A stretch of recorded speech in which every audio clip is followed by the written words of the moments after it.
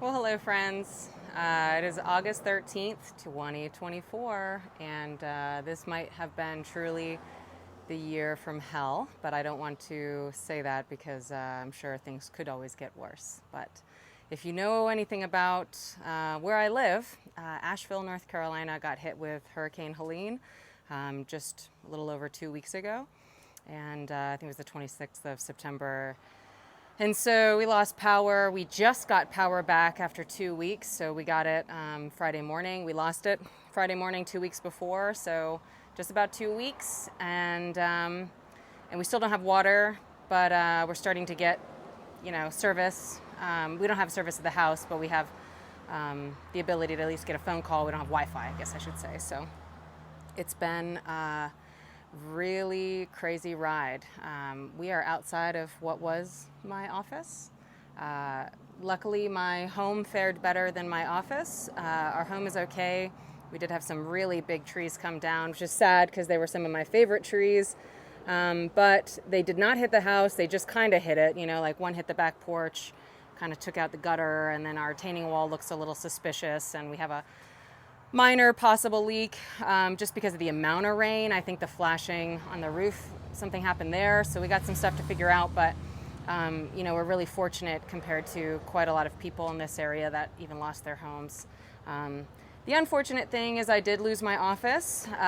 It was pretty much, if you'll see here, is about this deep in water, just under 4 feet of water. Went through all of these buildings, which is incredible to think about because there's a small creek behind the office, and it's really the overflow from Beaver Lake.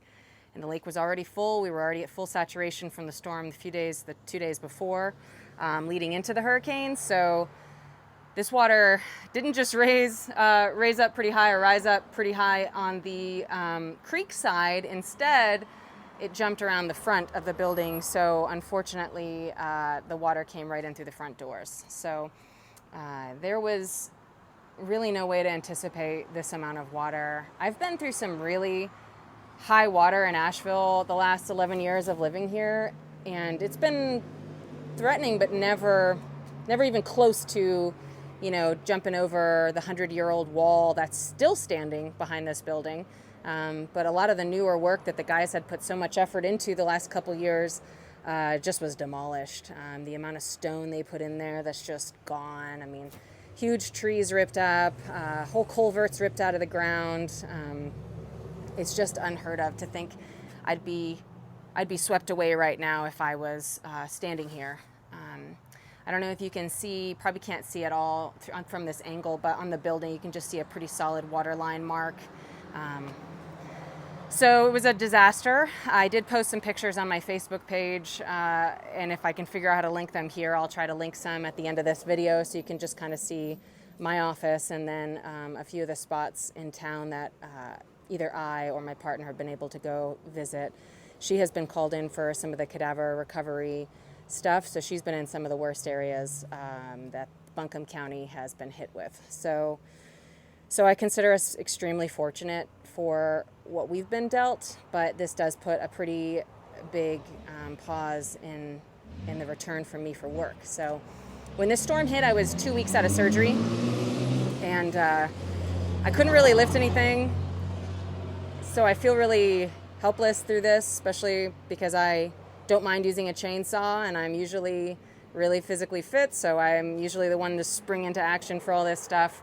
And it feels really weird to not be able to do the things I'm normally used to doing. So I've had to find other ways to help, which hasn't been, in my mind, enough. It never really will be. But our biggest priority originally when we got out of our roads, because our road was super blocked with many trees, and I have some wild stories that has happened through this whole thing. Maybe I'll break it down on this at one point. But we came right to the office, and when I saw things from the back room and the front room on the floor underneath the curtain. When we walked up to the door, I knew we were in a bad spot. They actually had this whole road shut down. So the water even crossed over and flooded out Newbridge Tire, if this doesn't make it dizzy. It even flushed out, flooded Newbridge Tire right across the road. So that just gives you an idea of how extremely high this water was. Wild, super wild. now I'm 4 weeks out from surgery and I'm feeling a lot better. I was postponed to get my drains out, so the appointment was Thursday before the storm. They called and moved it to Friday. Storm hit, obviously. They couldn't call, so that got canceled. And I was able to get my drains out. It was an epic story with aerial recovery coming in. It's absolutely insane, the lengths of effort that people put in to try to help people like me and other folks in the area that needed medical assistance. Again, this is super surreal for me because I feel like I should have been on that team of awesome military people coming in and saving the day, and here I am, the one receiving this medical help, which just super felt weird. But I'm really grateful for it because they were able to get me to my surgeon and back relatively quick. And it wasn't all that bad to get my drains out. I'm so grateful to have them out. Drains are no fun. They just are like hanging out of your body, and you got the ball kind of portions down at the bottom. They get these long cords. You get caught up on them. They got really irritated when we had to come in and clean this place out. Sarah and I, of course, were the ones who had to do a lot of the really nasty start work because a lot of our friends were blocked in for days. So we did get backup help with the plants and some of the big items, like my Cairo table, bookcases. You can see the treadmills cached over there. The sauna's cached. That's in pieces underneath all of this debris. That's the flooring and the walls. They had a crew in about a week later, and they were already in there cutting stuff out. But by then, my bookcases that I had built out, all of the walls we built out in my office because we did everything ourselves, we couldn't get those out, so they all molded. So they're all junk now, which is super sad. But we were the first in, and, a lot of my job, other than Sarah yelling at me not to lift too much, was to kind of soak up some big trucks. Hold on. Was to kind of soak up as much water and mud as I could. So I was doing a lot of towels and wringing out because it was a range of motion I could do. I couldn't really reach up high. I'm not supposed to pick up anything over 10 pounds, but honestly, one of my Eldoa binders was 10 pounds soaking wet. So pretty easy for me to overdo it. I absolutely ripped some internal stitching, but I had a lot of swelling. In fact, it looked like I had some really great pec muscles. At one point, I was like, oh yeah, but that was all inflammation and fluid. So I still do. I still have some pec muscle. Thank goodness I have some muscle definition. So I feel really good about that, and I'm really happy now. The swelling is starting to go down, and I don't have to do any more lifting because we're done. We're out of this space. I'm losing all of the mirrors and everything, and we just got to take one loss at a time. But I feel really fortunate. I just feel really fortunate that it wasn't my home. It's crazy. This year has been kind of testing me with a lot of loss and a lot of change, and it has been a real wake-up call to realizing what's most important in life. And of course, it's your family and your roof over your head. And thank God I have a puppy right now because she is just wonderful. She's a great distraction. She's been just so fun to watch in the yard, playing with all the sticks. I see all of this mess and debris, and she sees all these toys. So it's a really great perspective to get to look at, and I'm really grateful for that. So the building owners apparently want to get in here and get it dried out and cleaned out as fast as they can so they can get this place opened back up. They even told me they were aiming for next month or the end of the month, which, sounds really great. And if I hadn't been through the journey I've been through this last year, I'd probably be really excited that they were trying to get me back into business quick. But I am having a hard time in my mind imagining going back to this, building this back out. It not only was a big financial adventure for my partner and I, it was a huge time investment. I mean, it took us a month to do this. Like we got this place in December 2020, and I opened my doors on January 11th, and we spent every waking hour here, like cleaning it out, patching all of the holes, because this place was a law office. So it had some issues to begin with, and they didn't care what it looked like. So I do care what it looked like. So we put a lot of effort into this place. Not to mention we had to build all the rooms and everything, because my office is just a rectangle. So I of course could build it back and get back into the routine of what I ran as a practice, but I'm trying to rethink everything. You know, the overhead for this practice and the amount of work I was actually doing this past year turns out it doesn't really make a lot of money to not work much and have an office, an extra expense if you're not in there doing the job that you originally thought you were going to be able to do. So I just have a lot of thinking to do. I'm not going to not work. I love my job and I love my career, but I do feel like I need a break to rethink this. I'm not sure where I'm going to head. I may get back into teaching for a bit as well. Definitely do some exercise classes, but I need to rethink the way I have approached my life and business. It has obviously put me on a path of burnout, and as much as I love it, I need to really think about how I want to structure my days and work in things that balance out work. Even though, you know, I'm a workaholic, I love my job, I need to really start looking at other things to try to get my mind away from constantly working and trying to help other people. I need to figure out a way to make sure I'm feeding my own soul in ways that isn't just about healing other bodies, which I always thought was enough. I always thought that would be totally enough for me. But it has become very apparent to me the last year that I need to look at things a lot different. So yeah, I just wanted to show you guys what's kind of the current state of my office, and let you know that I really appreciate you guys checking in with me. I would still consider my surgery super successful. I love my surgeon. She showed up, you know, in short shorts and a t-shirt, and she was at the office alone and, you know, got me right in and got me right out. She loaded me up with a bunch of cleaning supplies for my house and my body, and, you know, she was awesome. She even offered to show up here at the office and help me carry out binders and things, which I have never had anyone, especially a surgeon, offer to do that. It was very sweet. Of course, we were done that stuff, and she was going to have some young neighbors help us carry some big stuff out, but I was luckily able to put together a great team of friends that had some other young, strong guys to come in here and haul some stuff out.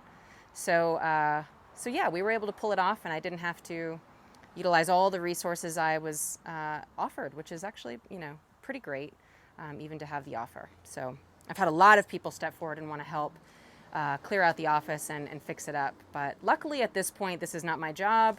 I don't own this building. I don't own my space, so I don't have the liability of having to do the drywall and everything else, which is a silver lining in here as well. Of course, I did hear that my landlord does not have flood insurance either, but he's still going at it. He's fixing this up.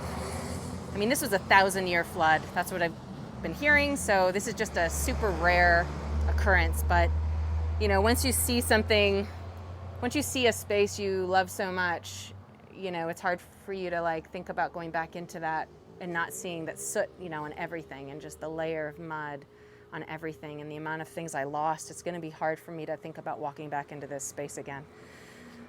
So I'm just thinking life over. But we are okay.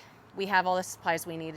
We are holding up really well, and so I'm really grateful for all of that. We are headed out today to go visit a friend and return a small generator that we were luckily loaned. Good friend of mine, Sam Moore, helped us out. I don't think we would have saved any of our freezer stuff if not for him. I had another friend, Larry, come up from South Carolina. He's an old veteran of mine, and he busted his butt to get all the way up here and bring us fuel, because once we got the generator, we realized we didn't have fuel. And yeah, it was quite a stressful time to be thinking of just the vital things, you know, water, electricity, all the things you take for granted in your life. I feel really grateful that we were able to save the majority of our freezer space and work out what kind of thawed we were able to eat and share with the neighbors. So I feel like we handled this pretty well, but I would say I would love to be better prepared for this in the future if this ever was to happen again. In the future, I'll do a video on our cove. A lot of the trees have been starting to get cleaned up, but our yard hasn't, because we don't have even a big enough chainsaw system to be taking out some of these giant trees, especially the one that went through the coop, the chicken coop. So it's going to take us some time for cleanup, but that is not an emergency. So we're not really worried about it right now. So I'll show you some of that damage as well at some point. But just wanted to give you guys an update and let you know that everything's okay. There has been some really terrible things happening, but this is a small scale terrible thing. At least this brick building's still standing. I saw, cement, cinder block buildings right in the river arts that just were flattened. They don't even, they have the foundation and that's it. So I'm really grateful I was able to get in here, even though everything was water damaged and I had to throw most things out and I had to strip off my tables, no foam, no naga hide, it all had to get cut off. Even though I lost a lot of stuff, it's nothing compared to not even getting a chance to be able to walk into your space. Having this stuff scattered around the city would just be even worse, So I think we're in a relatively good spot compared to a lot of people right now. So I hope you guys are helping out North Carolina in any way you can. I would recommend looking at some of the smaller organizations in town or supporting people directly, either me or there's plenty of other people out there, some of the businesses in town that have GoFundMes to try to get some of these small businesses back on their feet. I'm just very worried about the future of Asheville the next few years. The cleanup is going to take years. It's just going to take a really long time, and we're not going to have tourism, which I'm happy about, but that kind of hurts all the other businesses. So I'm worried about the restaurants. I'm worried about the workers that don't make enough and barely afforded rent, and now maybe they don't even have a house or an apartment. It's going to be a big shortage here. So there are places you can look to support. I know a lot of you have been following me and supporting me. I think it's a big ask for me to ask for more help, but of course I am in need. I am definitely in need. I have never had so many bad things hit at once. I guess when it rains, it pours. So of course I need help, but I guess I want to say there are a lot of other people that need a lot of help too. So you need to weigh that out. And yeah, I just want to say thank you to everyone who's out there, who's been supporting us and helping me through this whole cancer journey and also helping me through this flood journey. It's been a hell of a ride. I'll keep it short. All right. Thank you guys so much for tuning in. I hope you are doing well out there and staying dry. And I'll touch base with you soon. I do have a treatment coming up Tuesday, so I'll let you know how that goes. And yeah, check in then. Thanks so much for tuning in. Take care.